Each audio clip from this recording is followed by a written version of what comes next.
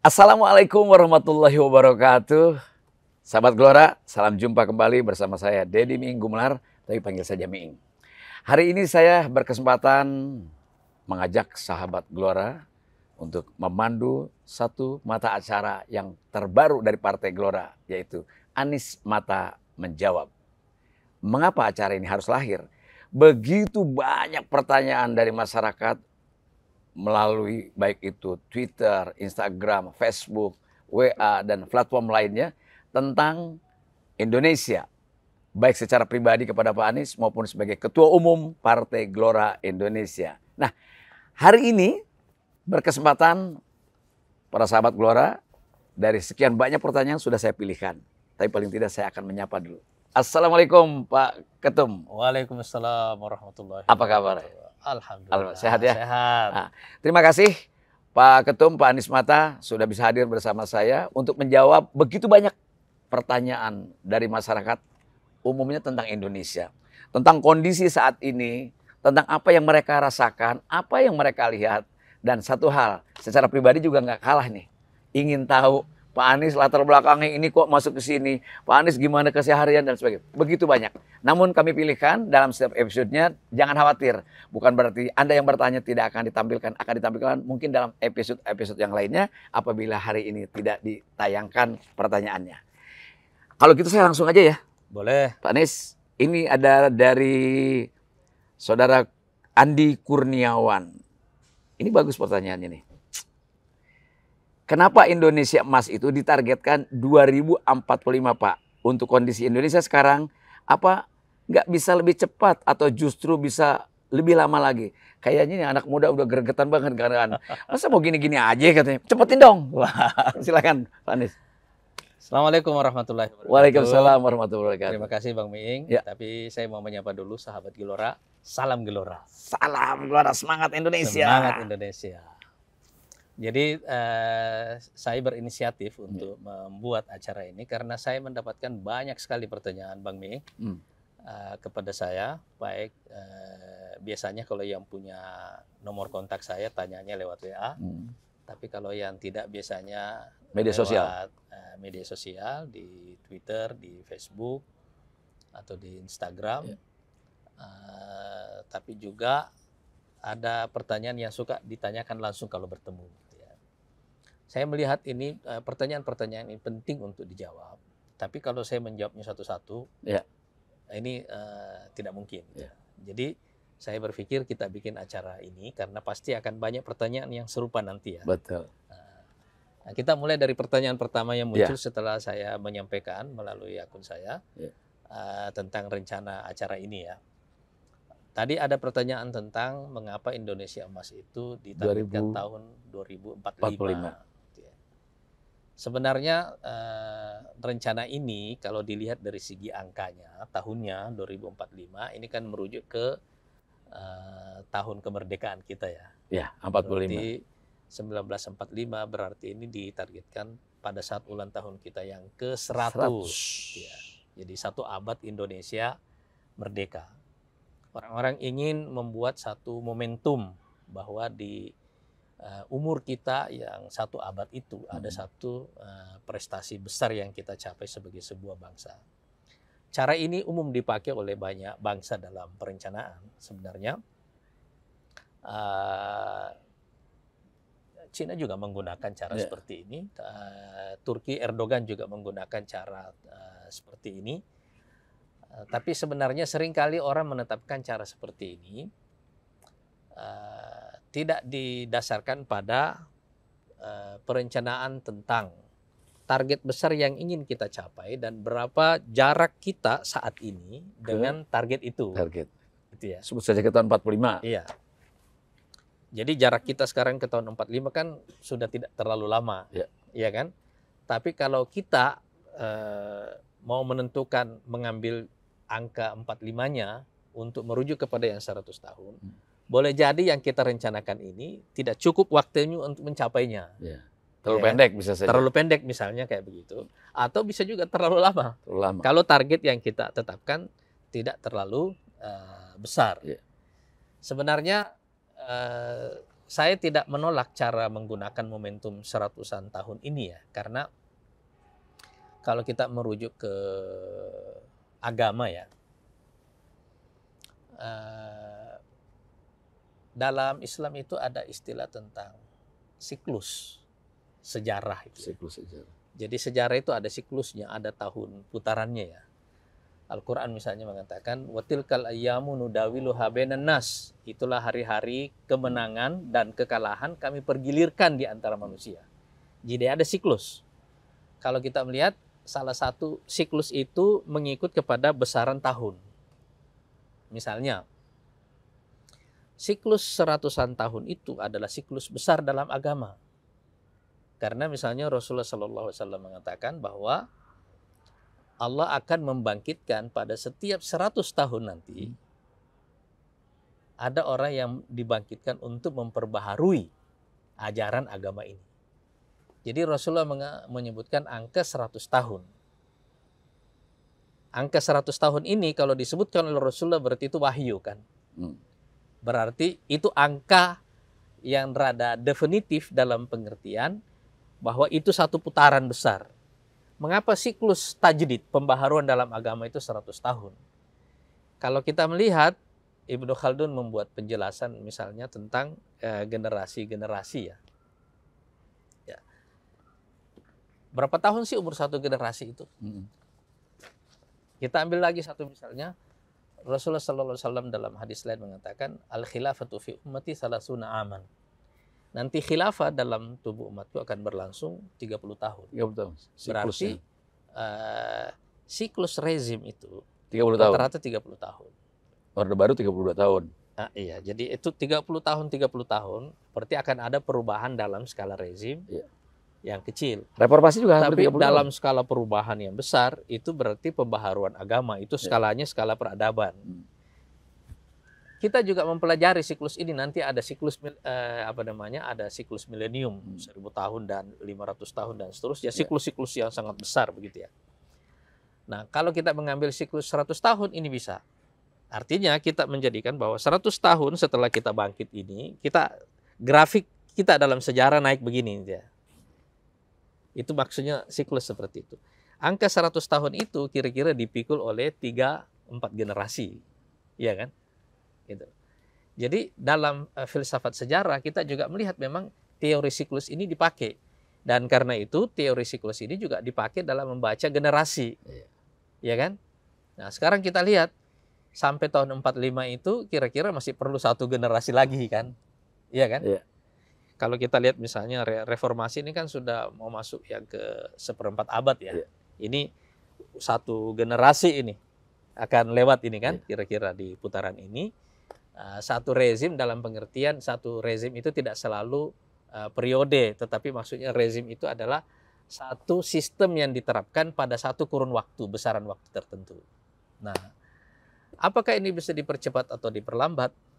Tergantung energi yang kita punya. Dan target. Iya, tergantung besaran target yang kita mau capai dan energi yang kita punya. Saya membayangkan bahwa 100 tahun setelah kita merdeka itu, Indonesia dengan ukuran populasinya yang cukup besar ini, kemudian ukuran geografinya juga yang cukup besar, kemudian sumber daya alamnya juga yang cukup besar, kemudian tahapan perjalanan sejarahnya juga sudah sampai. Saya membayangkan bahwa memang seharusnya tahun 45 itu kita membuat satu capaian terbesar. Dan capaian terbesar yang saya bayangkan bisa kita capai itu adalah menjadikan Indonesia sebagai superpower baru. Di Indonesia Emas itu. Di Indonesia Emas itu. Yang dicanangkan oleh pemerintah tahun 2045 ini adalah dicanangkan karena adanya juga siklus yang disebut dengan bonus demografi. Mudah-mudahan referensinya yang dicanangkan oleh yang membuat Indonesia Emas ini juga sama dengan referensi Pak Anies Mata. Mudah-mudahan, tapi wallahu a'lam bishawab. Terima kasih Pak Anies. Pencerahan bagi kita, dan untuk Bung Kurniawan semoga bisa menerima jawaban dengan memuaskan. Jadi dipercepat atau diperlambat itu sangat tergantung energi kita digunakan sesuai dengan siklus waktu yang memang kita targetkan. Oke. Yang berikutnya saya akan ke pertanyaan berikutnya dari Bung Anas. Ini ada beberapa pertanyaan di Alimato, kemudian yang hampir mirip-mirip sama. juga dari Ishak Gendut. Nih saya bacakan dulu ya Pak Anies. Assalamualaikum warahmatullahi wabarakatuh. Pak Anies, saya ingin bertanya bagaimana caranya Bapak bisa mempunyai pengetahuan yang kompleks dalam melihat sesuatu, serta mampu memberikan penjelasan yang begitu mencerahkan, utamanya dalam masalah-masalah geopolitik global. Terima kasih. Kemudian ini ada mirip-mirip. Kemudian ini dari Ishak Gendut. Assalamualaikum Pak Anies, Pak Ustadz. Afan, mau tanya. Ustadz dulu setahu saya alumni LIPIA, ya, Lembaga Ilmu Pengetahuan Islam dan Arab ya. Setahu saya di LIPIA itu orang belajar syariah filaili wa nahar. Siang malam. Siang malam, filaili wa nahar. Ya. Ya. Oke. Apa enggak sayang tuh Ustadz ilmunya jadi kurang bermanfaat kalau terjun ke politik? Waduh. Jadi kalau berpolitik dengan ilmu tidak bermanfaat. Kurang lebih ada ini. Ini soal latar belakang dua-duanya ini. Silakan Ustadz. Masih ada lagi yang mirip? Yang mirip. Oh, ada satu lagi nih. Ya. Pak, dari akunnya Yumroni. Nih. Pak Anies belajar politik dari mana sih? Atau siapa dilihat dari backgroundnya, pendidikannya bukan politik. Bahasa Arab dan agama. Ini barangkali bisa dijawab dari ketiga penanya ini. Silakan. Ini pertanyaan yang sering sekali saya terima ya. Yeah. Sebenarnya pendidikan saya ini tidak bisa dibilang tidak berhubungan dengan politik secara langsung. Saya menempuh pendidikan 6 tahun di pesantren di Makassar, kemudian di Jakarta juga 5,5 tahun di Fakultas Syariah. Tapi setelah itu sebenarnya saya juga ikut pendidikan di Lemhanas selama 4 bulan ya. Sejak awal saya percaya bahwa agama dan politik itu dua hal yang tidak bisa kita pisahkan. Karena agama ini pada dasarnya adalah sistem kehidupan. Jadi agama itu baru akan terasa dalam kehidupan kita kalau ajarannya itu diterapkan, diaplikasikan. Iya. Tapi kalau kita melihat misalnya rukun Islam itu ya, syahadat, sholat, puasa, zakat misalnya, 4 ini kan bisa Anda lakukan tanpa negara.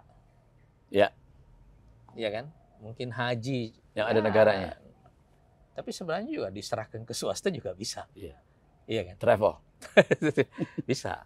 Itu kan bukan sesuatu yang complicated. Maksudnya adalah bahwa rukun-rukun dasar Islam itu sebenarnya waktu diterapkan sebagai rukun ya. Ya individu. Atau bukan karena syahadat, salat, puasa nggak ada duitnya, begitu ada duit, zakat sama haji ada duitnya baru negara ikut. Makanya Anda bisa melihat bahwa jumlah pemeluk agama Islam itu terus bertambah walaupun nggak ada negara. Karena memang ini simple, ajaran Islam itu simple. Tapi kalau Anda membaca ajaran Islam secara keseluruhan, misalnya tema tentang keadilan sosial. Katakanlah misalnya bagaimana Anda meredistribusi kekayaan dari orang kaya kepada orang miskin. Bisa dilakukan secara individu, tapi skalanya akan kecil. Iya kan? Iya. Tapi kalau negara yang melakukannya skalanya besar. Jadi kalau Anda kaya, misalnya Bang Ming kaya, Bang Ming bisa bangun masjid, 1. Ya kan? Bisa bangun sekolah, 1, 2. Kalau kita bikin yayasan, kita bisa bikin 10 sekolah, 100 sekolah. Tapi kalau Anda mengelola negara, Anda bisa bikin ribuan sekolah, puluhan ribu sekolah. Iya kan? Jadi bedanya individu dengan keluarga atau korporasi atau yayasan dengan negara itu adalah pada skala organisasi. Karena organisasi ini dalam sejarah umat manusia adalah organisasi terbesar yang pernah ada. Organisasi terbesar yang pernah ada. Karena itu Nabi Muhammad SAW hanya perlu 13 tahun untuk membentuk negara. 13 tahun ya? Ya, Di Mekah beliau 13 tahun, begitu pindah ke Madinah beliau sudah mendirikan negara. Iya kan? Karena ajaran Islam ini sebagian besarnya itu memang baru bisa diterapkan dengan instrumen negara, organisasi yang besar ini. Begitu dia menyangkut kehidupan kolektif kita. Betul. Kalau sekedar kehidupan individu, itu bisa. Nah, dalam sejarah Islam, saya juga menemukan satu fakta bahwa ketika negara itu decline, misalnya di abad keempat Hijriyah ya, itu ya. Abad keempat Hijriyah itu kan Abbasiyah itu mengalami decline ya, luar biasa. Gitu. Karena itu muncul kerajaan-kerajaan kecil. Salah satunya ya Bani Saljuk gitu ya, di Asia Tengah. Gitu ya. Tetapi pada waktu yang sama mereka menghadapi tantangan yang luar biasa. Waktu itu serangan dari Mongol mulai datang sedikit-sedikit ya, bertahap gitu ya. Itu kan tidak sekaligus datangnya, itu bergelombang-bergelombang. Perang salib juga sudah dimulai. Sementara dunia Islam mengalami kekacauan yang luar biasa. Ya kan? Negaranya tidak terintegrasi dengan baik, pemerintahannya tidak terkelola dengan baik. Di periode seperti itu ada seorang perdana menteri dari Bani Saljuk namanya Nizamul Mulk, mendirikan sekolah An-Nizamiyah. Dari sana lahir ulama besar, di antaranya adalah Imam Ghazali. Ya, Imam Al-Juwaini, gurunya Imam Ghazali lagi. Ya, gitu. Tapi dari sini muncul penyatuan antara agama dan negara. Jadi ulama-ulama besar yang hadir di tengah krisis itu selalu ada di pusaran politik, nggak pernah enggak. Nggak pernah enggak ya. Iya. Cuma orang kan tidak pakai sistem partai kayak kita sekarang gitu ya. Tapi model partisipasi politiknya itu beda, cuma bahwa orang ada di pusaran politik itu selalu, nggak pernah enggak. Jadi sebenarnya saya terlibat dalam politik ini justru didorong oleh ilmu yang saya pelajari itu. Cuma saya tidak punya background ilmu politik modern seperti yang dipelajari di fakultas misalnya FISIP misalnya gitu. Saya tidak punya background itu. Secara untuk akademi itu yang formal. Saya mesti menutupi kekurangan saya ini ya dengan belajar sendiri. Iya kan? Okay. Jadi kalau ditanya, tapi saya juga punya ini Bang, saya punya sesuatu yang agak personal di sini itu ya. Saya jarang menyampaikan ini ya kepada publik, tapi saya kira ini momen yang bagus juga untuk menyampaikan. Kira-kira tahun 98 almarhum Dr. Yusuf Al-Qaradawi datang ke Indonesia di sini kira-kira selama sepekan ya. Dan saya menjadi penerjemah tetap beliau selama sepekan itu ke mana-mana. Beliau bertemu dengan tokoh perbankan, bertemu dengan partai politik, tokoh agama dan seterusnya. Waktu itu termasuk bertemu dengan kepala BIN. Waktu itu almarhum Pak Zain Maulani ya. Yeah. Saya menemani beliau selama sepekan itu. Karena tiap hari bersama beliau, saya berkesempatan minta konsultasi kepada beliau hal-hal yang pribadi. Salah satunya yang saya tanya kepada beliau adalah, apa saran beliau kepada saya untuk kelanjutan studi saya? Karena saya baru 6 tahun selesai S1 waktu itu, dan saya belum lanjut lagi ke S2, walaupun saya punya kesempatan tahun 95 untuk mengambil S2 di Arab Saudi, tapi saya tidak ambil kesempatan ini. Saya juga dapat tawaran ke beasiswa tapi jalur swasta ini ke Amerika, tapi saya tidak ambil juga waktu itu karena saya salat istikharah di Masjidil Haram 2 kali ini ya. Nggak dapat itu ya. Tahun 96 dan 98 ya saya istikharah. Hilang itu. Saya pengen banget ngambil waktu itu kuliah di Riyadh di Arab Saudi, kelanjutan dari universitas saya. Tapi juga dapat juga kesempatan ke Amerika, cuma saya setelah salat istikharah saya nggak dapat. Jadi, tapi kalau dilanjutkan mungkin siapa tahu jadi wapresnya Obama.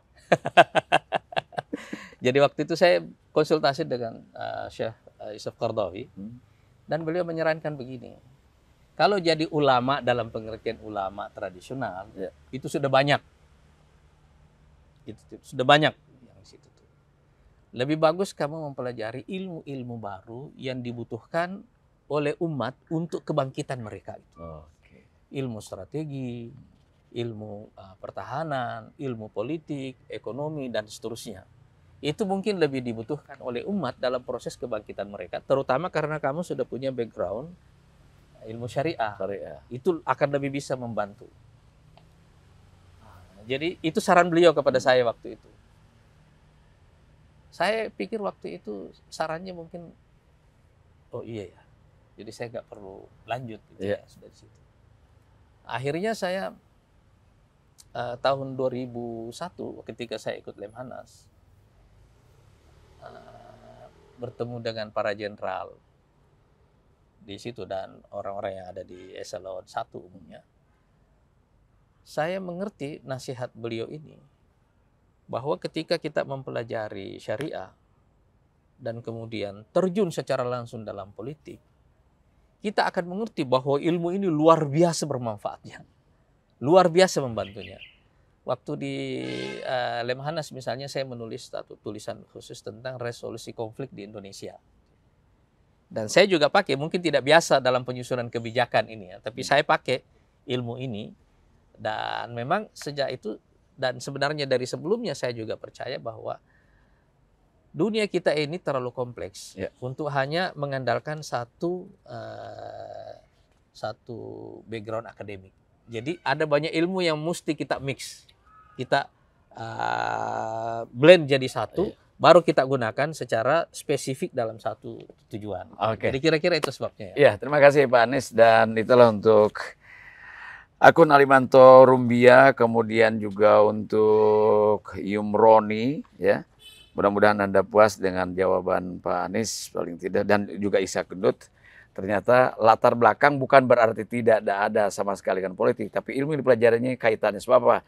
Tadi prinsip yang paling dasar adalah agama dan politik tidak bisa dipisahkan, karena dia ngurus kehidupan masyarakat. Oke. Nih, yang sudah kita pilih pertanyaan yang terakhir nih, Pak Anies, Pak Ketum. Dari Ono Lutfi, akunnya Ono Lutfi, apa visi misi Gelora dalam bidang pendidikan dan lingkungan? Singkat pertanyaan. Ini sekaligus saja tadi sekarang kita melihat ya, ada satu fakta bahwa pendidikan kita ini yang kita pelajari di ruang kelas ini sekarang, sebagian besarnya itu tidak related, tidak berhubungan dengan hal-hal yang kita hadapi dalam kehidupan real. Di lapangan. Ya kan?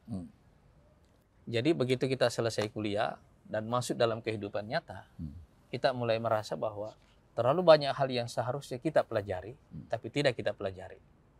Dan terlalu banyak hal yang seharusnya tidak perlu kita pelajari, tapi kita pelajari. Mata pelajarannya kebanyakan. Dan sekarang ini, temuan teknologi terutama di era internet digital sekarang ini membuat sekolah itu dengan dinding-dindingnya ini semuanya itu bisa kehilangan relevansi. Kenapa? Karena akses kepada ilmu pengetahuan sekarang tidak bisa lagi dibatasi oleh dinding kelas. Nggak ada. Akses kepada pengetahuan sekarang sangat terbuka gitu. Apa yang tidak bisa ente dapat dari internet sekarang? Betul. Dan karena itu ada pertanyaan yang fundamental yang harus kita jawab. Kenapa orang mesti pergi sekolah? Kalau kita bisa mempelajari semua yang kita sebenarnya secara langsung, iya kan?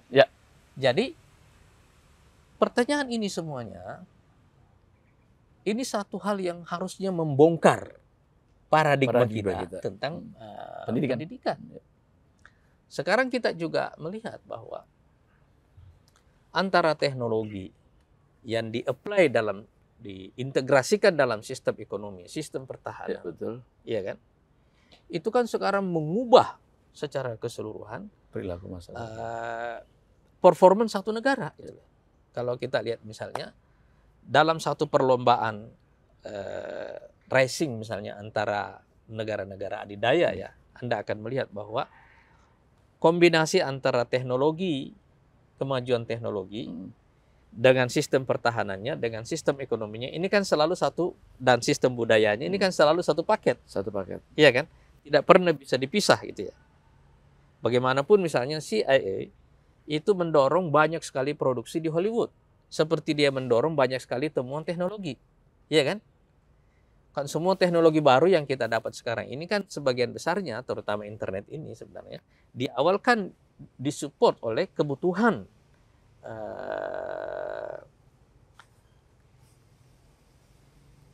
komunitas keamanan di Amerika ini. Pentagon, CIA, dan seterusnya ini semuanya kepada temuan-temuan itu. Gitu kan. Dan sekarang tiba-tiba kita menemukan satu fakta bahwa ini semua adalah satu hal yang related, satu terintegrasi dengan baik gitu ya. Jadi dari fakta ini juga kita belajar bahwa memang kita harus membongkar paradigma kita tentang pendidikan. Cara pandangnya ya. Iya kan? Karena itu salah satu misi Gelora, insya Allah kalau kita diberikan kekuasaan, kita akan melakukan revolusi total sistem pendidikan kita. Tapi di sini ada dua kunci yang mau saya sebutkan. Hal yang paling basic yang dirasakan oleh rakyat dalam sistem pendidikan itu yang pertama harga.